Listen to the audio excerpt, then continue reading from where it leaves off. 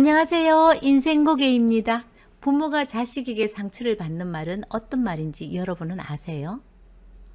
엄마 아빠는 왜 이런 것도 몰라요? 나한테 해준 게 뭐 있다고 잔소리해요. 엄마 아빠는 정말 말이 안 통해서 내가 진짜 말하기 싫어. 난 엄마 아빠처럼 절대 살진 않을 거예요. 이럴 거면 뭐하러 나를 낳았어요? 반대로 자식은 부모의 어떤 말에 상처를 받을 것 같아요? 너 같은 걸 낳고 미역국을 먹었는 것이 후회스럽다. 다른 애들 봐라. 너처럼 그렇게 사는 애들이 어디 있니? 너 그럴 줄 알았어. 네가 그렇지 뭐. 믿은 내가 바보다. 너만 아니면 내가 네 애비하고 벌써 헤어졌다. 꼭 지 애비 닮아서 하는 짓 하고는. 어이없게도 상처의 대부분은 부모는 자식에게, 자식은 부모에게 받는다는 겁니다. 부모님은 나를 왜 낳았어? 그런 생각은 입 밖으로 안 냈을 뿐이지 한 번쯤은 아니 그 이상으로 생각해보고 살지 않았나요? 특히 신체적 장애를 갖고 태어난 사람이나 가정 형편이 어려워서 자식들에게 못해줘서 미안해하는 부모를 볼 때나 불우한 가정 환경으로 상처를 받을 때면 이럴 거면 두 사람이 찢고 볶고 살지 왜 자식을 낳아서 부모도 고생하고 죄 없는 자식을 고생시키느냐고 원망하는 자식들 많을 겁니다. 아이들은 태어날 때 선택권은 없습니다. 태어나 보니까 내 부모가 정해져 있었다는 거죠. 오늘 인생고개에서는 왜 내가 너를 낳았을까 후회하는 부모와 나를 왜 낳았어? 라고 원망하는 자식의 이야기를 해볼까 합니다. 3일 전 손님하고 약속을 하고 전 걱정이 태산이었습니다. 다리가 불편해서 전혀 휠체어를 사용하지 않으면 이동이 불가능한 예비 신혼부부 친구들과 약속을 했기 때문입니다. 누구 차로 움직여야 하나? 걸어서 다녀야 하나? 누구랑 같이 오겠지? 안녕하세요. 약속한 사람입니다. 네, 안녕하세요. 아버님이랑 함께 오셨네요. 어떻게 이동해야 하는지 몰라서 저희한테 말씀해 주시면 정말 좋겠어요. 차를 타고 내리기가 여자친구는 너무 힘드니까 괜찮으시다면 걸어서 이동해도 되겠습니까? 당연히 되죠. 장애를 가지고 살아간다는 것은 정말 힘든다는 것을 이 친구들과 3시간을 걸으면서 다시 한번 느꼈습니다. 죄송합니다. 저희들이 휠체어를 타고 들어가야 되는데 어떡해요? 제가 미리 말씀드려서 양해를 구했으니까 그냥 들어가면 됩니다. 휠체어란 친구가 다리이기도 하고 발이잖아요. 제가 할 수 있는 일은 미리 준비해서 가지고 간 대형 타올을 현관에 두고 바퀴를 닦고 들어가도록 도와주는 것밖에 없었습니다. 너희들한테는 좀 낮은 층이 안 좋나? 엘리베이터 탈 때 다른 사람들 눈치 안 보고. 아빠는 가만히 좀 있어. 나에게 이래라 저래라 간섭하는 거 지겹지도 않아? 그만 좀 해. 알았다. 가만히 있을게. 아빠는 무슨 큰 죄를 지은 듯 창밖으로 고개를 돌렸습니다. 아빠 또 왜 그러고 있어? 나에게 이제 신경 쓰지 말고 걱정하지 말라는 뜻으로 얘기했는데 속상하게 또 왜 그래? 태어나니까 저분이 아빠가 되어 있었듯이 아빠도 낳고 보니 딸이 자기였던 거야. 낳아달라고 한 적이 없었는데 태어나 보니까 내가 네 아빠고 내가 네 엄마란다 했듯이 아빠도 역시 네가 응애 하고 태어났을 때 얘가 내 딸이구나 하고 그 인연을 받아들인 거야. 부모 역시 자식을 선택해서 낳을 수는 없다는 거지. 그럼 셈셈 아니야? 예쁜 얼굴로 자꾸 짜증내면 결혼 사진 밉게 나온다? 아빠가 걱정돼서 하는 말이면 그런 말 안 하는 게 더 좋은 것 같아. 이왕 부모 자식으로 만났으면 서로에게 상처가 되는 말을 자제하고 살아야지. 저는 한 번도 부모를 사랑한 적이 없었던 것 같아요. 아니, 사랑하고 싶지가 않았던 것 같아요. 이런 장애를 가지고 평생 살아가도록 만든 부모들인데 내가 어떻게 사랑할 수 있겠어요? 그리고 왜 나를 낳아서 친구들에게 놀림을 당하게 하고 이렇게 세상을 불편하게 살도록 왜 나를 이렇게 낳았어? 차라리 낳지 말지. 아줌마 같으면 그런 생각 안 들겠어요? 아마 나도 그랬을 것 같아. 그럼 앞으로도 상처 주는 말을 하면서 이렇게 살 거야? 아니요. 엄마가 어린 나를 버리고 간 뒤 아빠 혼자서 나를 키웠거든요.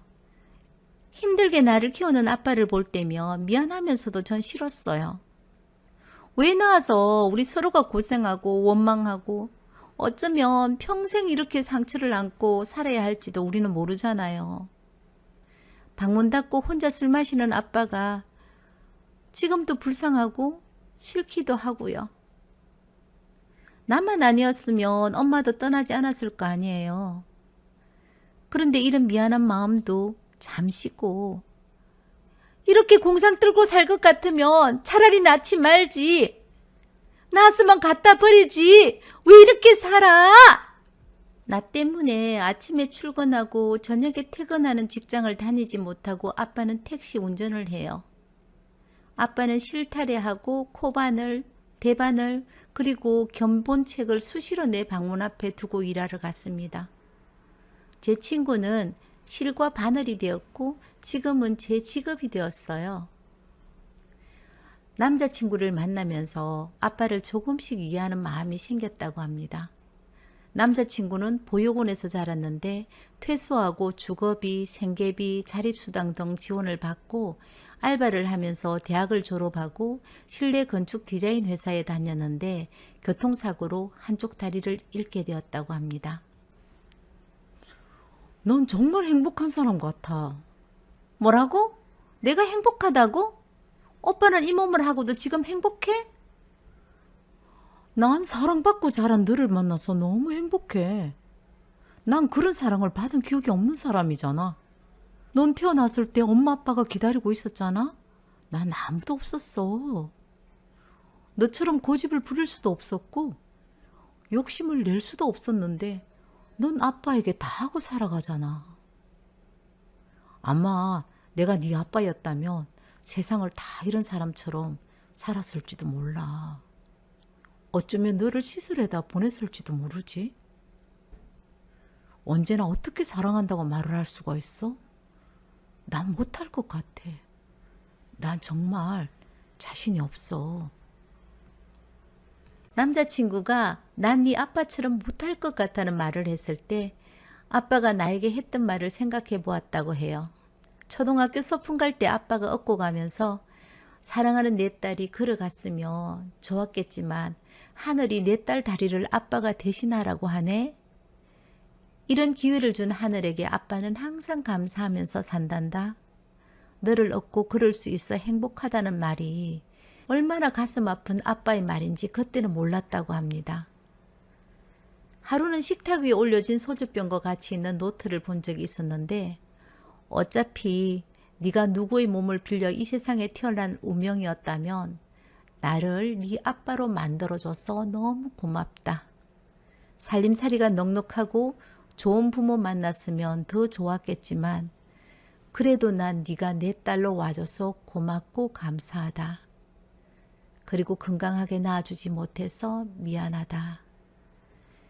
아빠 마음을 알면서도 자꾸만 힘든 일에 부딪힐 때마다 왜 낳았어? 왜 나를 낳았어? 라는 상처가 되는 말을 하고 있는 자신이 싫다고 합니다. 사는 것이 빠듯한 이웃이 있습니다. 그런데 딸은 하고 싶은 것이 너무 많아. 부모도 욕심이 너무 많은 이 딸에게 제발 다른 사람과 비교하지 말고 우리 형편대로 좀 살면 안 되겠어? 그러다 오죽하면 아니면 네가 벌어서 유학을 가든지 이 집에 팔 거라고는 이제 네 아빠하고 엄마밖에 없는데 팔 수 있으면 팔아서 유학 가라고 했대요. 다른 부모들은 잘만 해주는 것을 왜 이런 것도 못 해주는데? 자식 하나 책임도 못 지는 부모는 부모도 아니지. 내가 언제 낳아달라고 했어? 둘이가 좋아서 낳았으면 책임은 져야 될 거 아니야. 그러니까 신아야, 나도 네 낳고 싶어서 낳은 거 아니야. 그렇지만 낳고 나니까 내 자식이다 싶어서 적금 한 번 못 놓고 학원비며 온갖 지원 다 해주면서 네 키웠어. 유학 못 보내주는 부모 마음은 생각해 본 적도 없지? 지금까지 너 누구 덕택에 먹고 살았는데. 키워줬으면 고맙다는 말은 못할 망정 이렇게 엄마인데 말을 함부로 하면 안 되지. 벌써 이 집 딸이 30이 넘었습니다. 요즘도 딸과 싸우면 내가 저 가시나를 왜 낳았는지 모르겠다고. 낳고 키워줬는데 유학 안 보냈다고 아직까지 저 가시나를 엄마를 쳐다보면 생 난리를 지긴다고 그렇게 말을 해요. 그러면 딸은 가만히 있습니까? 누구나 다 가는 유학도 못 보낸 부모가 어디 부모냐고. 유학 한번 못 보내줄 거면 낳기를 왜 낳았느냐고. 그렇게 또 엄마에게 사업닭처럼 덤벼듭니다. 솔직하게 우리는 결혼도 당연하게 하고 그리고 자식도 당연하게 낳고 살아왔지 않나요? 그때는 다들 그렇게 산다고 생각하고 별 생각 없이 막연하게 자식을 낳고 책임감은 나중에 생기는 거 그런 거요. 어느 부모가 자식 잘 키우고 싶지 못 키우고 싶은 부모가 어디 있겠습니까? 환경이 자식을 키웁니다. 부모가 되었다면 내 자식이 행복하게 잘 살 수 있도록 키워야 하는 의무감도 있고요. 최적의 환경을 만들어주는 의무감도 있습니다. 가족들에게 별 관심도 없어. 아이가 어떤 생각을 하는지도 관심도 없어. 그냥 부모는 목표만 강조하고 목표를 이루지 못했을 때 넌 그것도 못하나? 다른 집 자식은 뭐도 하고 잘만 하던데 하고 비교하면 자식들에게 안 들어야 되는 소리 듣죠. 경제적으로 지원도 해주었는데 자식들에게 상처받는 소리를 듣는 부모라면 부모들은 무엇이 잘못되었는지 고민을 하고 공부를 해야 합니다. 열심히 공부해서 좋은 부모가 되어야죠. 오늘 인생고개 여기서 마치겠습니다. 감사합니다. 안녕하세요. 인생고개입니다. 요즘에는 자식 없는 사람이 부럽다는 말을 많이 합니다. 개팔자가 상팔자고 무자식이 상팔자라는 말입니다. 오늘은 자식비 때문에 거리에서 허덕이며 살아가는 부모들의 이야기를 해보겠습니다. 이게 뭔지 한번 봐주세요. 경매 개시되었다고 권리신고하고 배당 요구하라는 안내문인데 이게? 계약할 때 대출이 없는 집이었는데 이게 무슨 일이야? 월세 세입자가 입주하고 집주인이 대출을 받은 겁니다. 혹시 그때 은행에서 주인이 대출 받는다고 사인해 달라고 했을 때 사인해 준 거예요? 사인 안 했다면 대출이 나올 수가 없는데. 주인 엄마에게 말씀드리고 처리하라고 했죠. 말씀드렸어요? 안 했어요? 왜 그랬는데? 보증금 2천만 원은 최우선적으로 제가 받을 수 있는 거죠. 문자도 오고 전화가 밤낮으로요. 수백 통이 와서 제가 일을 할 수가 없었어요. 자기 목숨이 달린 문제니까 도와달라고 애원하고 매달려서 제가 일정 금액을 대가로 받고 사인을 해주었는데 뭐가 잘못된 거예요? 아파트 주인은 42살 결혼을 안 한 아들입니다. 그리고 엄마는 70대 초반 한성격 하시는 사람이었지만 자식 앞에서는 아무 소용이 없더라고요.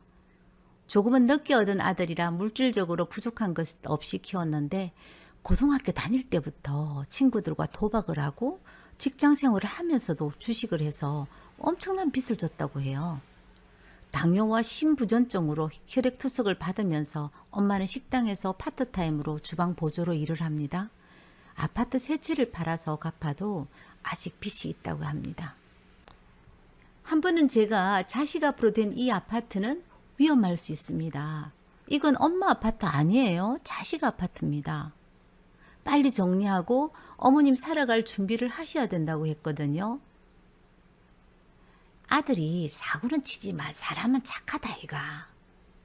그리고 도장이랑 통장도 내가 다 가지고 있기 때문에 괜찮다. 통장하고 도장 분실신고하면 되는데 뭐가 문제야? 그리고 바꾸면 되지. 자기 집인데 엄마하고 또 무슨 상관이 있어? 잡혀서 돈 빌려 쓰려면 쓸 수도 있고 팔아먹을 수도 있는데. 나중에 지 결혼하면 살 집은 하나 줘야지. 그래서 내가 이 집은 악착같이 내가 지키고 있다 아이가. 엄마 집도 아닌데 어떻게 지켜요? 칼 들고 지켜요? 총 들고 지켜요? 그래도 자식이라고 미련이 있는 모양이네. 나 같으면 그런 자식 필요 없다. 사고 치면 또 갚아주고 또 갚아주고 반복하니까 자식은 돈이 있는 부모, 가난한 부모 그거 상관없어. 내가 못 갚으면 부모가 갚아준다고 생각을 하니까. 왜? 부모가 그렇게 만드니까요.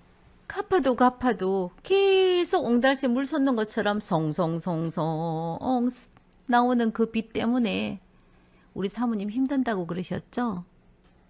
아픈 몸으로 일하는 것은 뭐 때문이라고 그러셨어요? 자식 책임져야 된다고. 그래서 일한다고 하셨잖아. 어디 가서 그런 말 하지 마세요. 뭐 대단한 자식이라고 그런 말을 하고 다녀요. 앞으로 그 자식 행복할 것 같아요? 부모의 이런 행동이 자식을 평생 이렇게 살도록 만들고 있는 겁니다.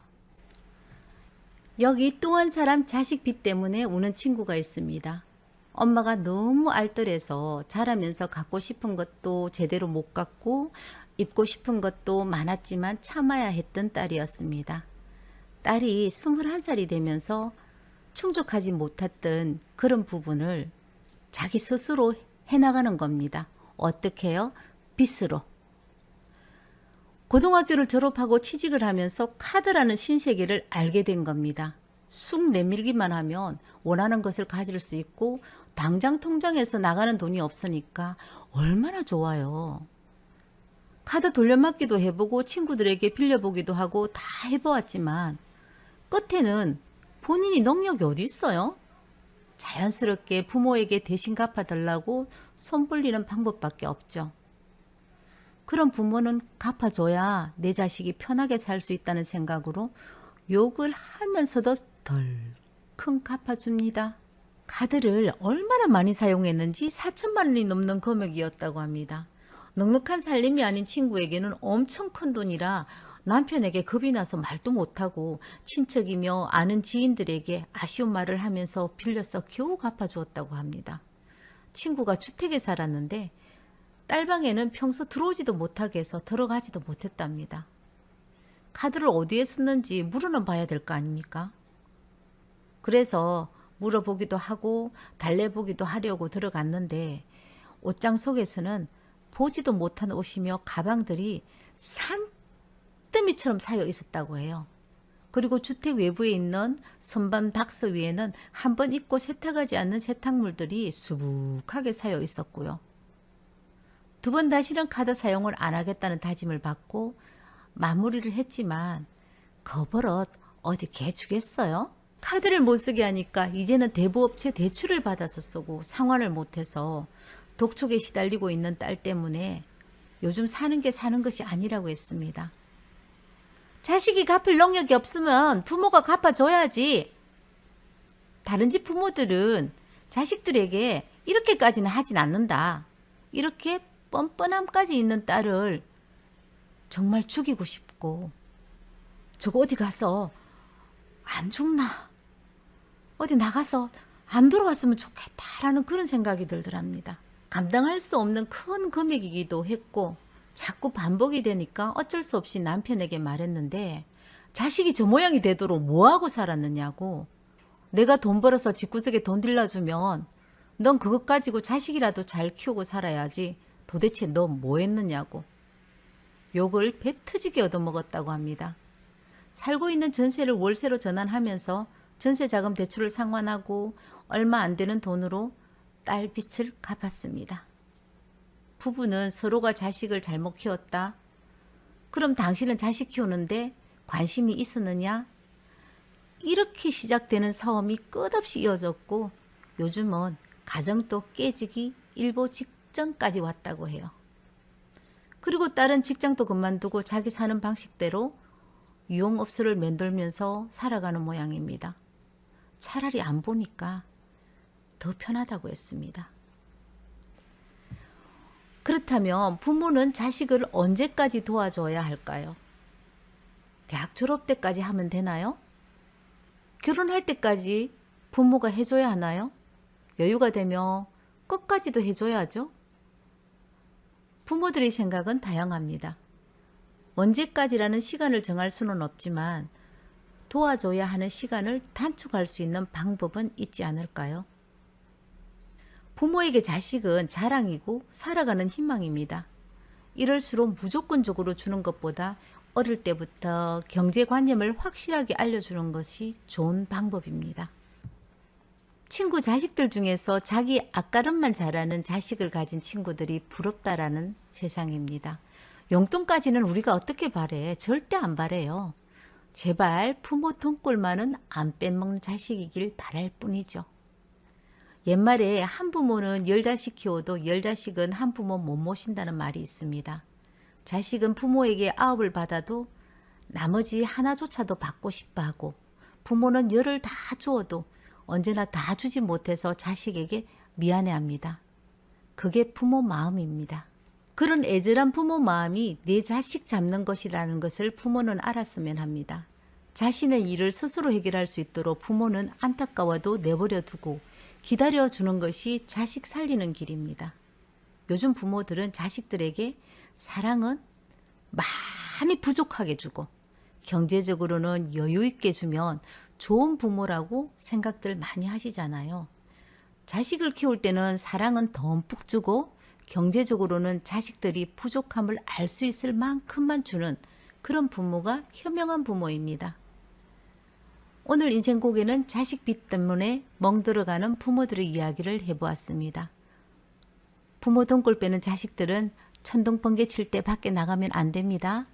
벼락 맞아요. 다음 영상으로 찾아오겠습니다. 감사합니다.